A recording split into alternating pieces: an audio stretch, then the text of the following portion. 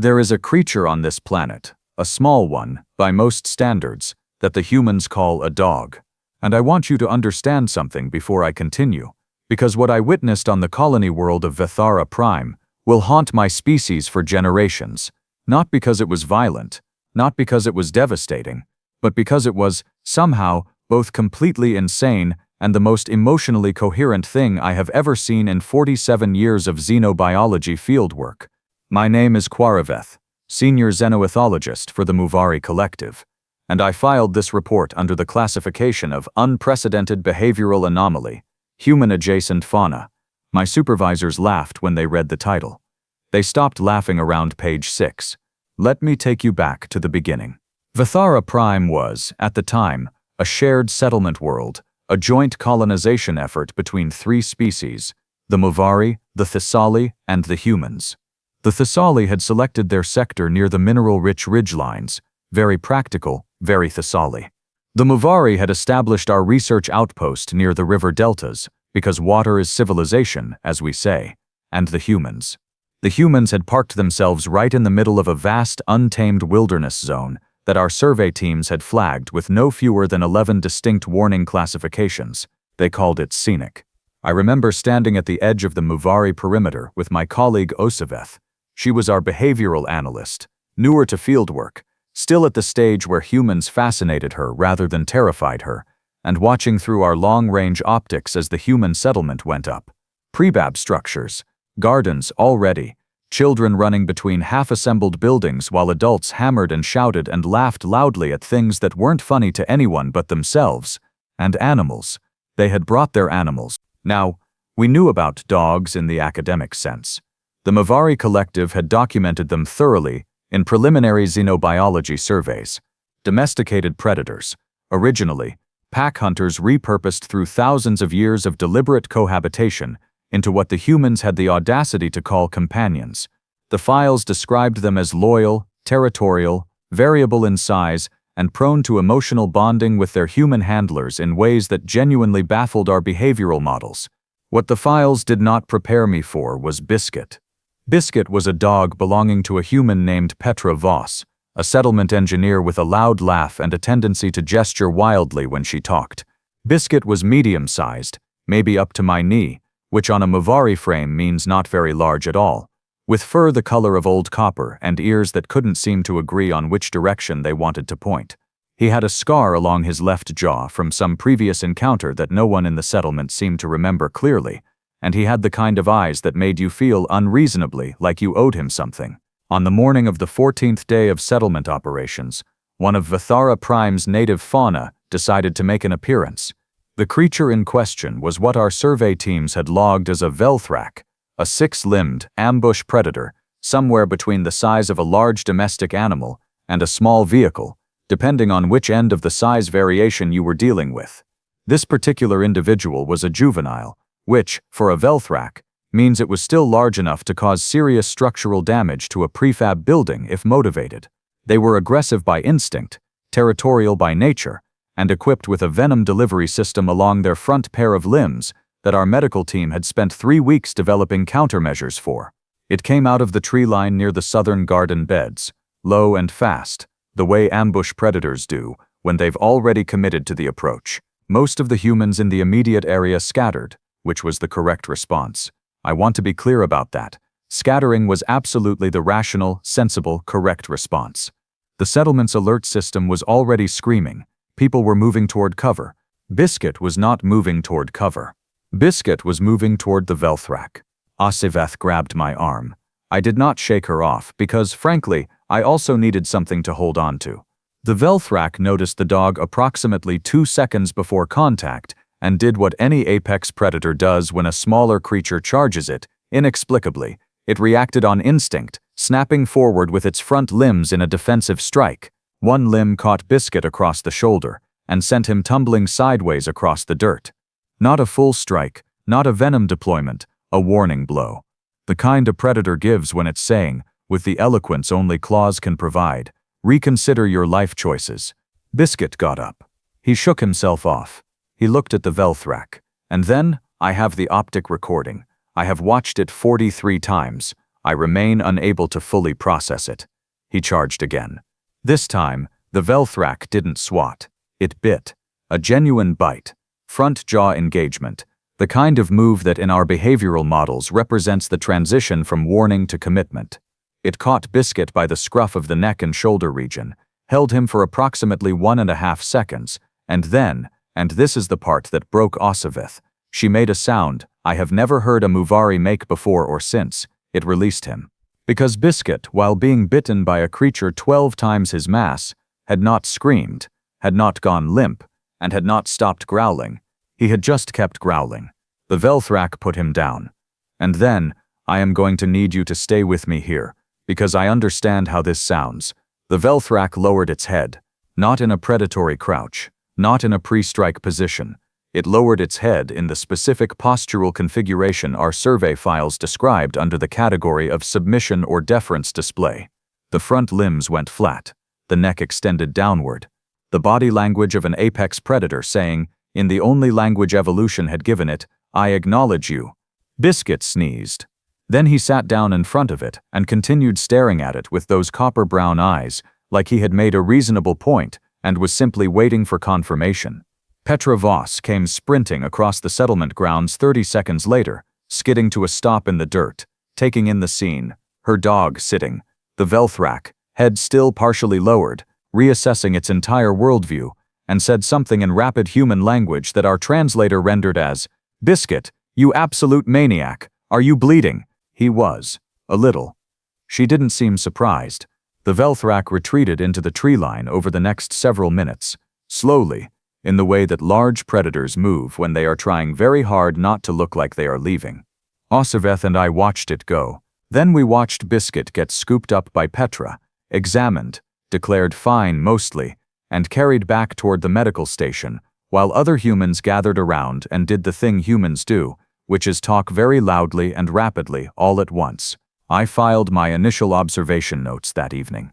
My supervisor, Coordinator Halveth, read them and sent back a single line of text. Please confirm this report is not fictional. I sent her the optic recording. She did not respond for 6 hours. When she did, her message said only, we need to talk to the humans about their animals. Which is how I ended up sitting across a folding table from Petra Voss 2 days later, with Biscuit asleep across Petra's feet, while I attempted to construct a professional scientific inquiry out of what my brain kept categorizing as an existential crisis. The behavioral pattern we observed, I began, carefully, indicates that your animal, Biscuit, engaged a Velthrak, sustained injury, and then was released following what appears to be a submission response from the Velthrak. Our models don't have a good framework for what happened. Petra looked at me with the kind of expression humans deploy when they think something is obvious and are being polite about your confusion. Biscuit's stubborn, she said. Always has been. He doesn't really process the idea of backing down. I looked at Biscuit. He was, at that moment, twitching slightly in his sleep, making small sounds that our translator categorized as vocalizations of unclear purpose. He was bitten, I said, by an apex predator. Yeah, she said, and he continued to engage. Yeah, and the Velthrak, a species with no documented history of yielding to smaller fauna, performed a deference display. He's very determined, she said. Animals can kind of tell, I think. I wrote 3 pages of notes that night, and then deleted all of them, because none of them were rigorous enough to explain what I was actually thinking. What I was actually thinking was this. The Velthrak had bitten Biscuit, felt Biscuit refuse to behave like prey, and recalibrated. Not because Biscuit was stronger, not because Biscuit was faster or more venomous or more dangerous in any measurable physical sense, but because something in the Velthrak's ancient predatory nervous system had registered the information that this creature, this small copper-furred scar-jawed creature, had been bitten and had simply declined to be done, and somewhere in the evolutionary architecture of the Velthrak, that information meant something that superseded the normal predator-prey calculus entirely. I called Osaveth. I think, I said, that I need to significantly revise my understanding of what dangerous means in a biological context. She was quiet for a moment. Then she said, I've been watching the other dogs, and I think Biscuit might be the normal one. I sat with that for a long time. Outside my observation post, the The human settlement glowed warm and loud in the Vithara prime evening, and somewhere in the tree line, a Velthrak was reconsidering everything it thought it knew about this strange, loud, relentlessly unbothered species that had arrived with its houses and its gardens and its impossible, unreasonable animals. The next morning, I requested extended fieldwork authorization. Halveth approved it in under an hour, which told me she had been watching the optic recording again. There was more to learn. There was, I suspected, considerably more to learn. I had no idea. The extended fieldwork authorization came with a partner I had not requested, a Thessaly observer named Kuvrath, who arrived at my post on day 3 of the new assignment with a data satchel, an expression of professional skepticism, and the specific energy of someone who has been told something unbelievable and has come to personally disprove it. Kuvrath was good at his work, methodical, the kind of scientist who trusts instruments over intuition and footnotes over feelings. He had reviewed my initial report on the biscuit incident and had, in his words, significant reservations about the interpretive framework. By the end of the week, Kuvrath had no more reservations. He had instead a haunted look that I recognized because I had seen it in Osaveth's eyes, and, if I was being truthful, in my own reflection every morning since we arrived. Here is what we observed over the following 18 days. The human settlement had 7 dogs in total. 7. Biscuit was, as Osaveth had correctly identified, not an outlier. He was, if anything, the most comprehensible of the group, because at least his confrontation with the Velthrak followed some kind of recognizable logic, however deranged. The others operated on principles that our collective xenobiology models had no vocabulary for whatsoever. There was Tambor, a large black and white dog belonging to a human engineer named Rico Fazel, who had established what we could only describe as a territorial jurisdiction over a 2-kilometer radius around the settlement's water processing unit. Tambor patrolled this jurisdiction with the methodical consistency of a trained security operative, and 2 separate Velthrak scouting passes during that period had turned around before reaching the perimeter. We have optic footage of one Velthrak stopping at the edge of Tambor's patrol route, standing there for approximately 4 minutes, and then simply leaving. Tambor was not even visible at the time. The Velthrak apparently smelled the jurisdiction and made an executive decision. There was Fenwick, a small, extremely fluffy white dog belonging to a child named Ola Nizi, who was 7 years old and treated Fenwick with the reverent devotion of someone who has found religion. Fenwick weighed perhaps 4 kilograms. Fenwick had, on day 9, walked directly up to a kelthri, a snake-adjacent predator, roughly 2 meters long, with a venom profile our medical team classified as extremely concerning, and barked at it. Once, loudly, the kelthri left. Osaveth watched this happen in real time and simply sat down on the ground because her legs stopped working properly for a moment. There was Gravel, a medium-sized gray dog of indeterminate heritage who belonged, apparently, to everyone, in the way that certain humans and certain dogs seem to arrive at a communal arrangement without any formal agreement. Gravel spent most of his time moving between humans, accepting food, accepting affection, and accepting absolutely nothing from the local wildlife. On day 12, we watched Gravel chase a juvenile Muvari, a flying predator with a 4-meter wingspan, away from a human child who had wandered too close to the southern garden. The Muvari screamed. Gravel barked. The Muvari, which outweighed Gravel by a considerable margin and possessed talons that could pierce prefab hull plating, left. Gravel returned to the child, sat next to her, and resumed his default state of accepting a sandwich from her. And then there was Sargent. Sargent was an old dog, gray around the muzzle, moving with the careful deliberateness of a creature that had made many decisions over a long life and stood behind all of them. He belonged to a human named Casimir Wen, a settlement medic who moved with the same quiet steadiness as his dog, and who had the kind of calm that humans develop when they have seen enough difficult things to stop being surprised by them. Sargent did not chase predators. He did not patrol jurisdictions. He did not bark at flying threats or stare down ambush fauna. Sargent simply existed in the settlement with a particular quality of presence that I can only describe, in the most rigorous scientific language I have available, as weight. On day 15, a juvenile Velthrak, different individual from the biscuit incident, larger, likely a different range territory, came into the settlement's eastern edge at dusk. This was a genuine incursion, not a scouting pass, Not a curiosity approach.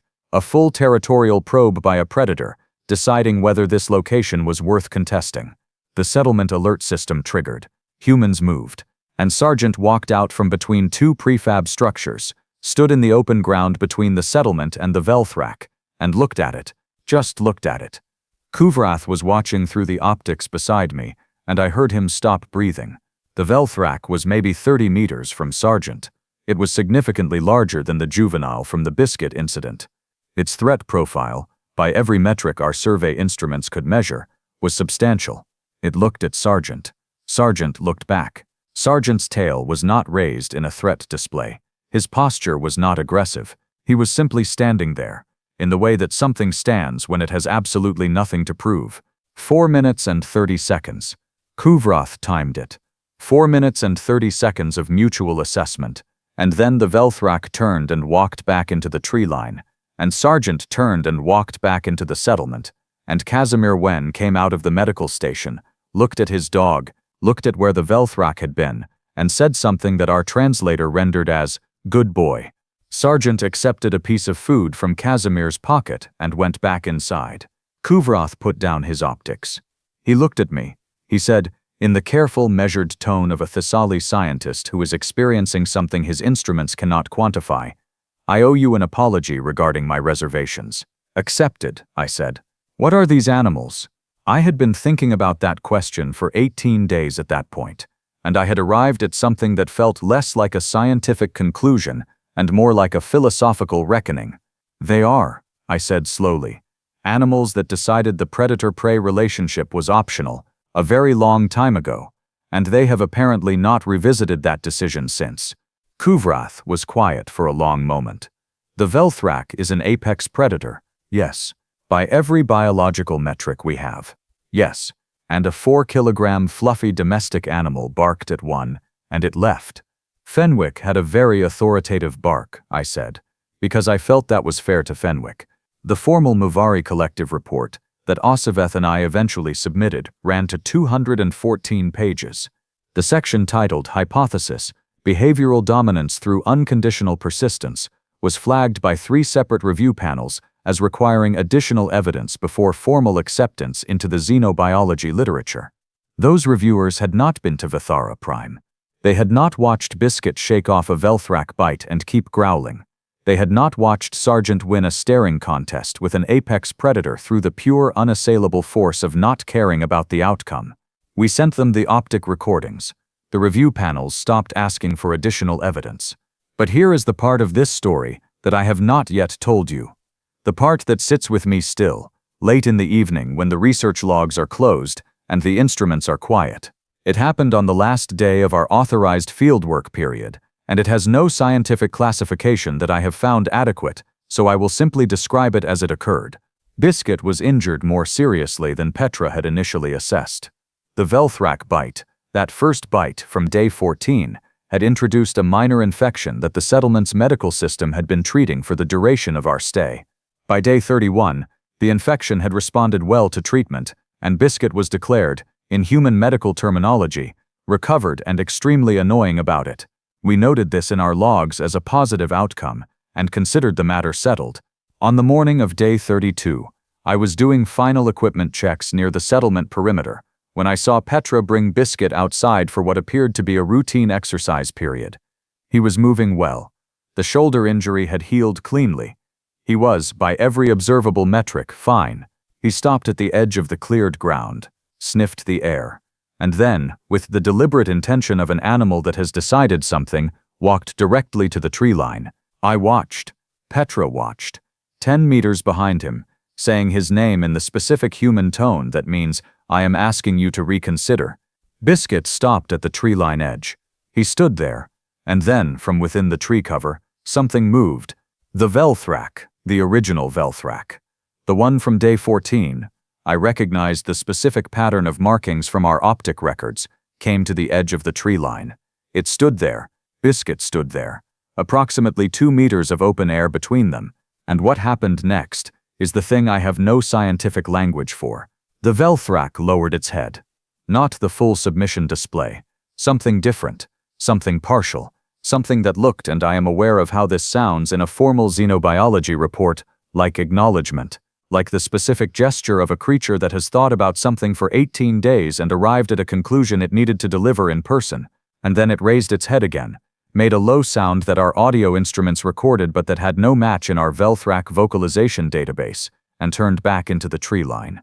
Biscuit watched it go. Then he sneezed.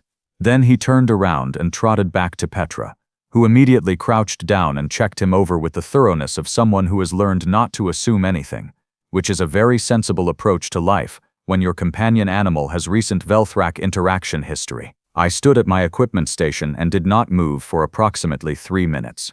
Then I opened my recording log and spoke the following into it, which appears verbatim in the appendix of our final report. I do not know what that was. I do not know if the Velthrak returned because it recognized Biscuit specifically, or because it had assigned this location a new classification in its territorial model, or because something in its behavioral architecture needed to resolve an encounter that had not ended in a conventional way. What I know is that an apex predator came back, on its own initiative, to acknowledge a 4-kilogram dog who had declined to stop growling when bitten, and the dog received this acknowledgement with the composure of someone who had expected nothing less. The Muvari Collective formalized a Vithara Prime behavioral study program 18 months after we submitted our report. Osaveth leads it now. She sends me updates occasionally, most of which contain phrases like, "You are not going to believe this," followed by something I absolutely believe because nothing surprises me about these animals anymore. Last month she sent footage of Tambor, the patrol dog, apparently training a juvenile Muvari research assistant to walk his perimeter route correctly. The assistant was taking notes. Tambor was correcting her pace by nudging her leg when she moved too fast. Kuvrath published his own paper, titled Recalibrating Apex Designation in Multi-Species Ecological Contexts, which is a very Thessali way of saying everything we thought we knew about who is in charge of what is wrong. It has been cited 412 times. He told me recently that he still thinks about Sargent. I told him I think about Biscuit. What I think about specifically is this. Those animals understood something about the universe that our entire taxonomy of predator and prey had never accounted for. They understood that the designation of dangerous is not a fixed property of mass or venom or claw or speed. It is, in the final assessment, a property of will, of the specific, unreasonable, completely unjustifiable refusal to behave as though the situation is not in fact winnable. The Velthrak bit Biscuit. Biscuit kept growling, and somewhere in the ancient circuitry of that predator's mind, an alarm went off that said, simply, "This one is not prey. This one has decided." And there is nothing in our evolutionary history that has ever successfully argued with something that has decided. The humans brought those animals on purpose. I want you to understand that.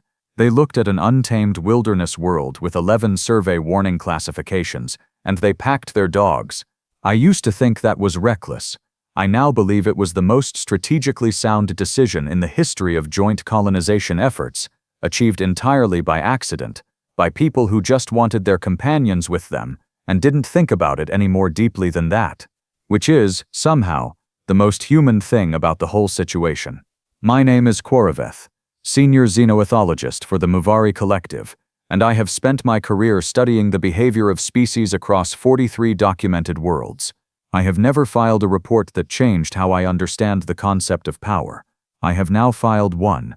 It is about a copper-furred, scar-jawed, four-legged animal who got bitten by an apex predator and responded by continuing to exist at it until the predator apologized. His name is Biscuit. He is, as his human says, extremely annoying about being fine. I think that might be the whole point.